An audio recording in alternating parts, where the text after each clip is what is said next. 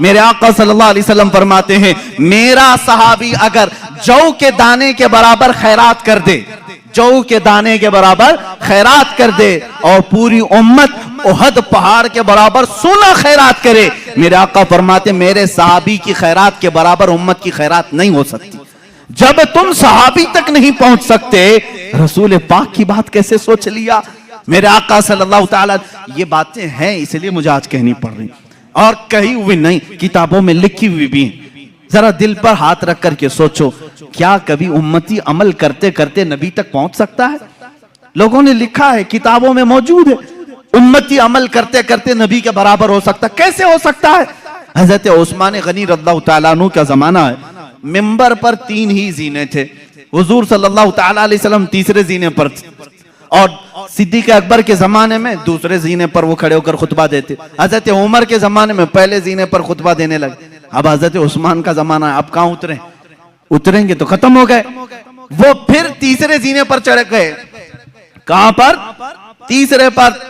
लोगों ने बाद में खुतबा देने के बाद हजरत उस्मान से पूछा, सहाबी रसूल का अकीदा क्या है? सहाबा में भी अकीदा क्या चलता था उस जमाने में? सुनो, सहाबा ने पूछा।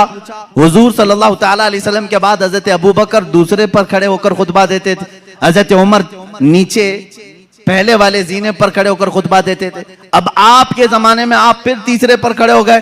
हजरत उस्मान ने क्या प्यारा जवाब दिया, कहते हैं अगर दूसरे पर खड़ा होता तो लोग ये सोच सकते अबू बकर की बराबरी कर रहा है, पहले पर खड़ा होता तो लोग ये कहते कि उमर की बराबरी कर रहा है।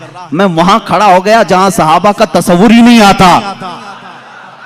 सहाबा का तस्वुर ही नहीं होता कि कोई नबी की बराबरी कर सकता है, सिद्दीक की बराबरी का कोई दावा कर सकता है, उमर की बराबरी का दावा कर सकता है, लेकिन उस्मान इब्न अफ़्फ़ान कहते हैं उनके जमाने में रसूल की बराबरी का कोई तस्वुर भी नहीं कर सकता। हाय 1400 साल के बाद तुम बराबरी का दावा कैसे करने लग गए?